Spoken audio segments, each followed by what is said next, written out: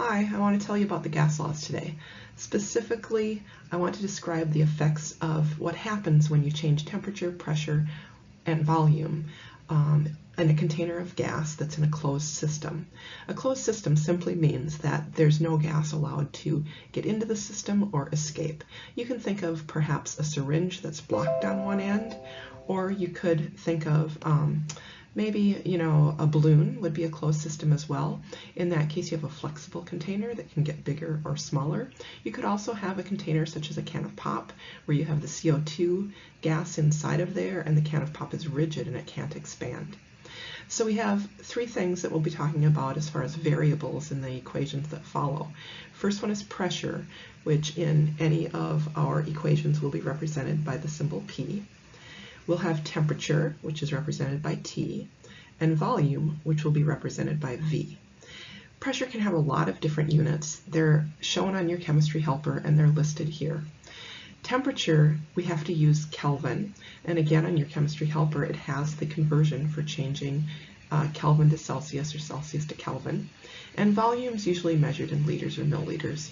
We'll do a few example problems as we go to give you the idea of what I'm talking about. In this picture, you see three closed containers. They're flasks containing gases. The first gas has a pressure of 10, the second gas has a pressure of 5, and when we put the gases together, the pressure adds up to 15. The pressure is 15 because when you put the gases in together, this is a rigid container, so it can't expand. Therefore, the final pressure is equal to the sum of what we call the partial pressures. This is called Dalton's law of pressure, and it simply says that when you put two gases together in a rigid container, the pressures add up. You can think of the tire on your car. If you put nitrogen gas and some air in your tire, and you put a certain amount of nitrogen, say 30 pounds of nitrogen and 5 pounds of air, the total pressure in your tire would be 35 pounds per square inch. The question here wants to know gas A is what percent of the total gas A plus B? Well, gas A had a pressure of 10. Gas A plus B together was 15. As usual, to find a percent, we just take the partial amount divided by the total.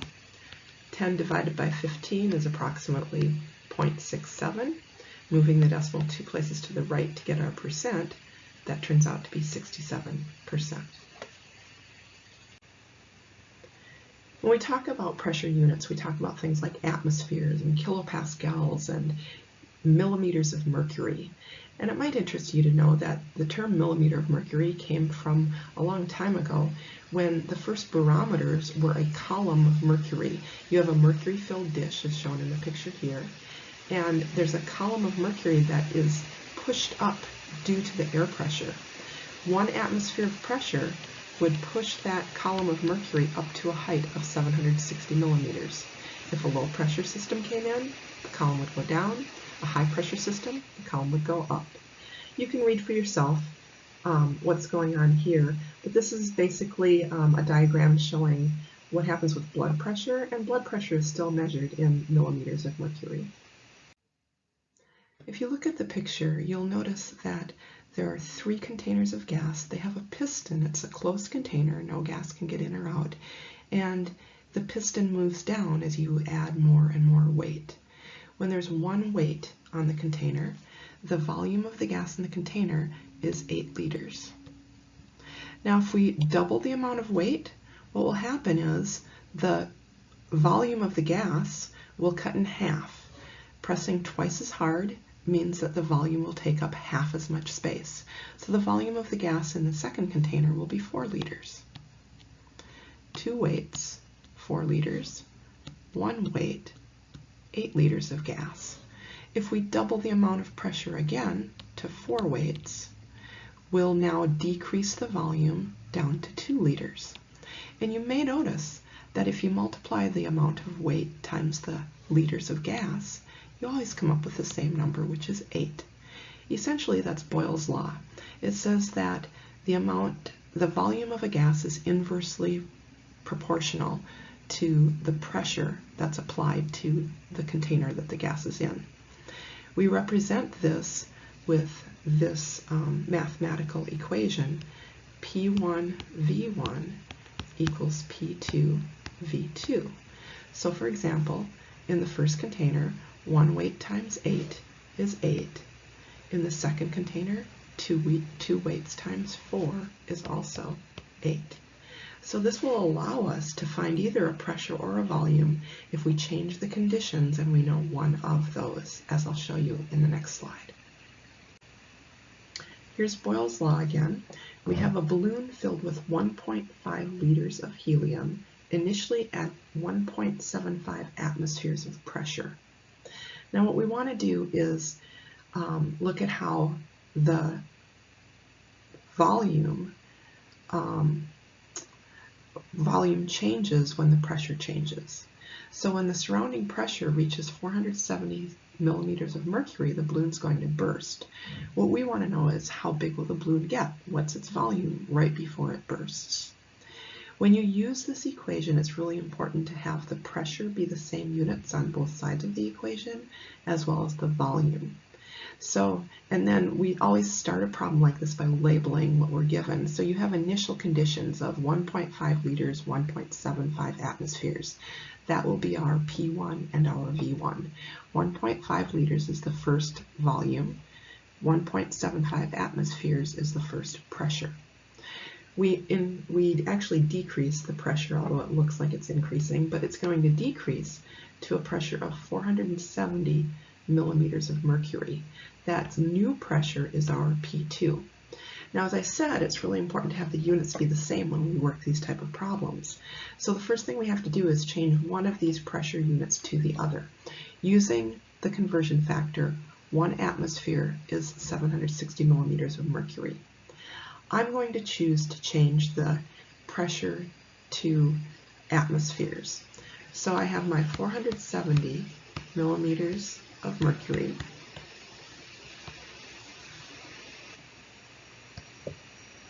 And using the conversion factor, I can put 1 atmosphere is the same as 760 millimeters of mercury. So when I divide this, my millimeters of mercury will cancel. My answer will be in atmospheres. So go ahead, grab your calculator, work that out, and see what you get.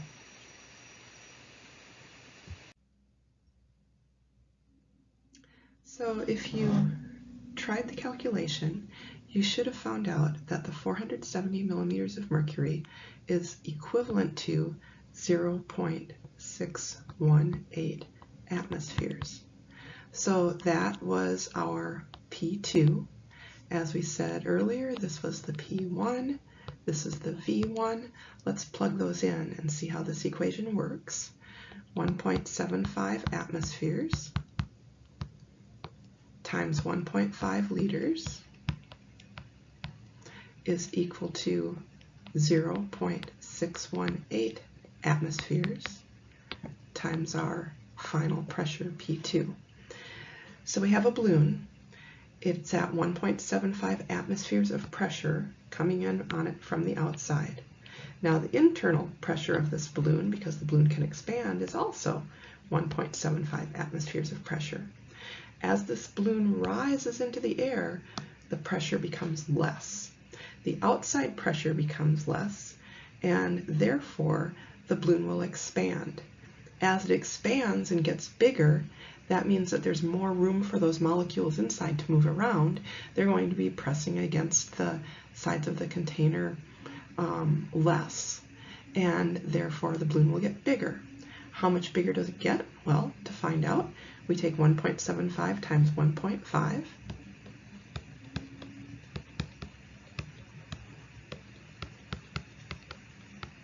Divide by our 0.618 atmospheres. That's on the other side of the equation.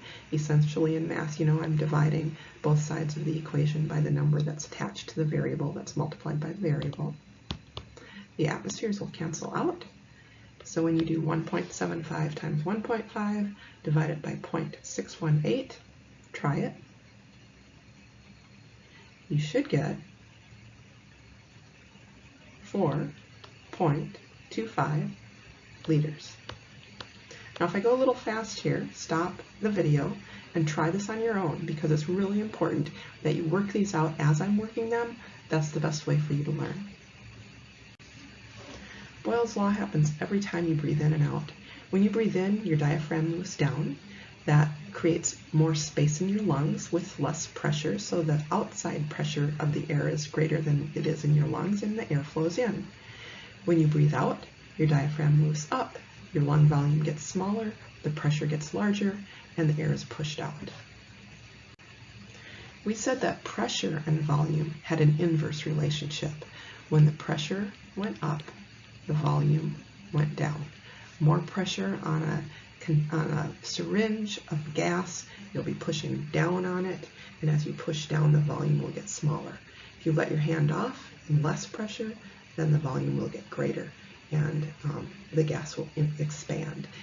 Now, with Charles' law, we're talking about a direct relationship.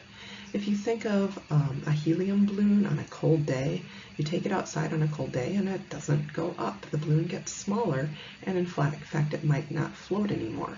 Bring it back in the house and it will expand and it will rise again.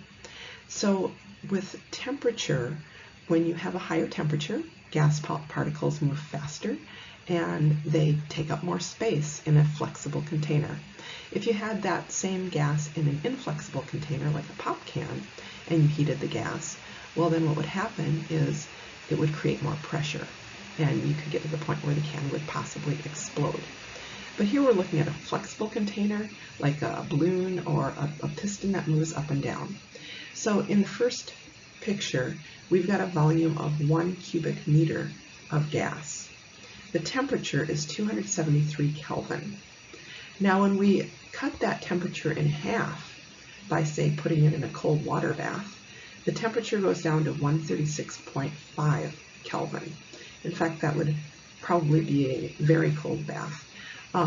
But no matter, if we cut the temperature in half, then the volume of the gas also will cut in half. So we had 1 cubic meter divided by 2. That means we'll have 1/2 or 0.5 cubic meters of gas here.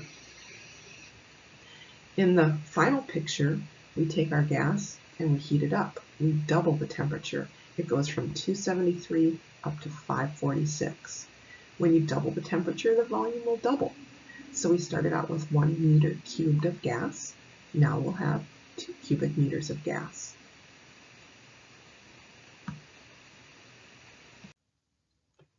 Here's a problem using Charles' law. We have a sample of gas in a balloon that has an initial temperature of 27 degrees Celsius. We'll call that T1. And a volume of 1.25 times 10 to the second liters. I think I'll just write that as a normal number instead of in scientific notation, so moving the decimal over 2 places for the 10 to the second, that would be 125 liters, and that is our V1. Now, the temperature is going to change to 84 degrees Celsius, so that's T2. There's no change in pressure or amount of gas. We want to know the new volume of the gas, so we are trying to find V2. So we have to remember to change our temperature to Kelvin. You need to do that in all gas laws problems. To change a Celsius temperature to Kelvin, you have to add 273. So 27 plus 273 is 300 Kelvin. That's T1. 84 degrees Celsius plus 273 is 357 Kelvin. That's T2.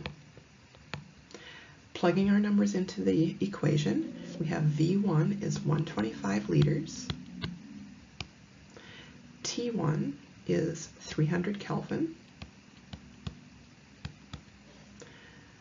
V2 is what we're trying to find, so we'll just put V2 here. T2 is 357 Kelvin. If you remember how to cross multiply from math, you should be able to solve this problem. Try it, see what you get, pause the video, and then when you're done working it out, start the video again and I will show you how I solve the problem. If you have solved it using a different method and you got the same answer, your method is probably okay, but if you want to check that with me, feel free to stop in my office anytime. There's more than one way to solve a math problem. So this was the equation that you were supposed to solve. It was 125 liters over 300 Kelvin equals V2 over 357 Kelvin. If you multiply both sides of the equation by 357, you'll get the volume alone. Or since it's a proportion, you can also do what we call cross multiplication. So if I do 125 times 357,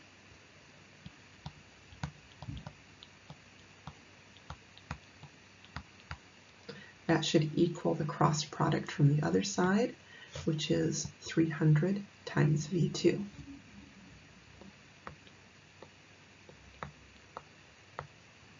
To solve for V2, I divide both sides of my equation by the 300 Kelvin.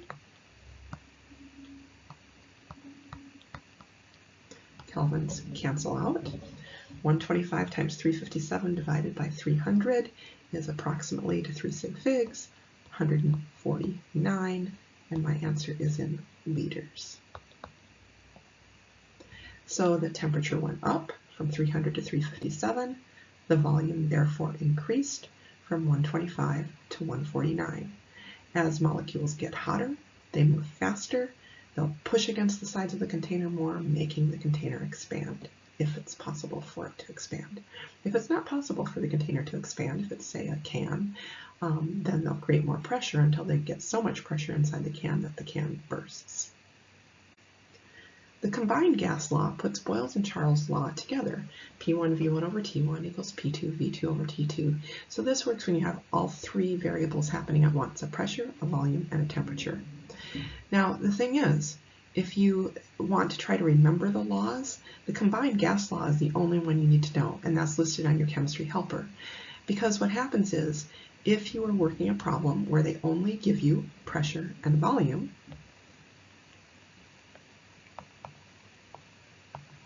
you could just leave off the temperature term and you would have Boyle's law. If you're working a problem where they only give you a volume and a temperature,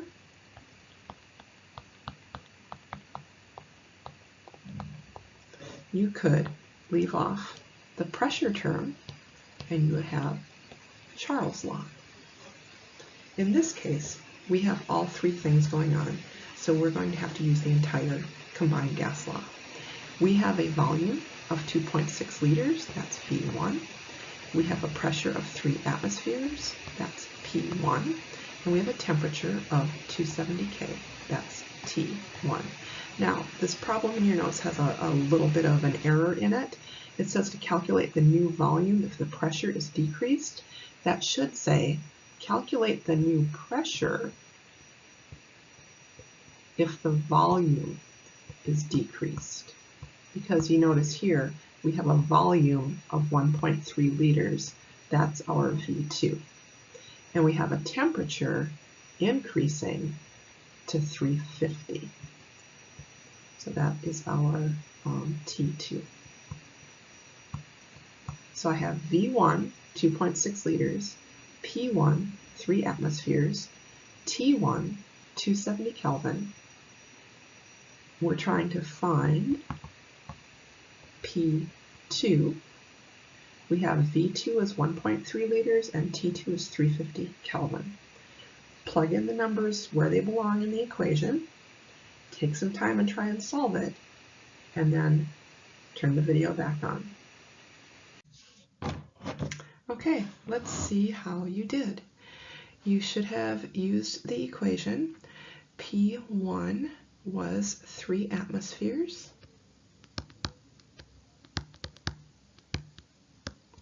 T1 is 270 K.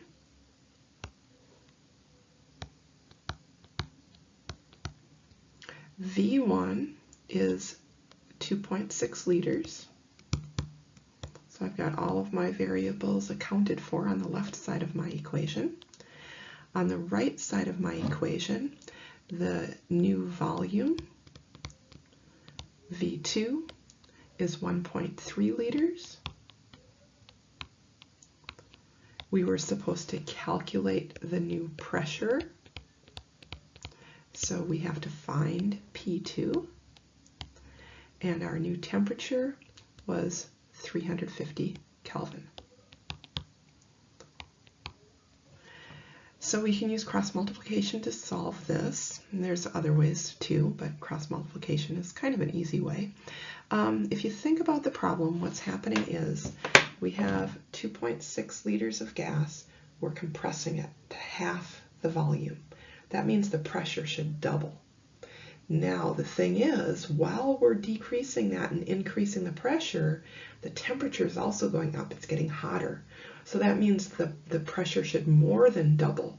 So I would expect our final answer to have a pressure of greater than 6 atmospheres, more than double what it started with. Let's see if that actually happens. We'll cross multiply. We'll take 3 times 2.6 times 350.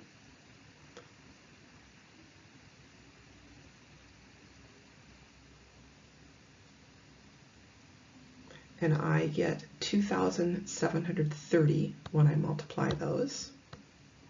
Now that's atmospheres, liters, kelvins. But the thing is, the kelvins are going to cancel out.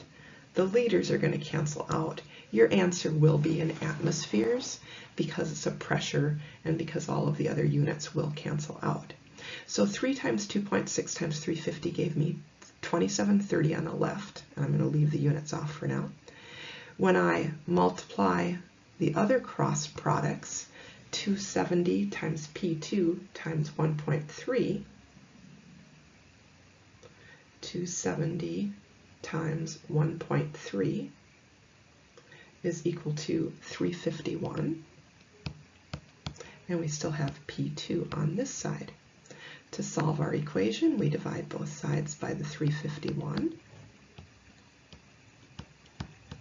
And when I do that, I get 7.77 something. If I round it to 1 decimal or to 2 significant digits, I end up with 7.8, and that should be atmospheres. And remember, I said it should be more than 6, and in fact, it is. It's 7.8 atmospheres. So I hope this gives you a little bit better idea of how to solve a few of these gas law problems. There are other videos on YouTube that you can certainly watch to get more help. There's a worksheet on D2L for you, and please stop into the Science Center or into my office if you need additional assistance. Have a nice day.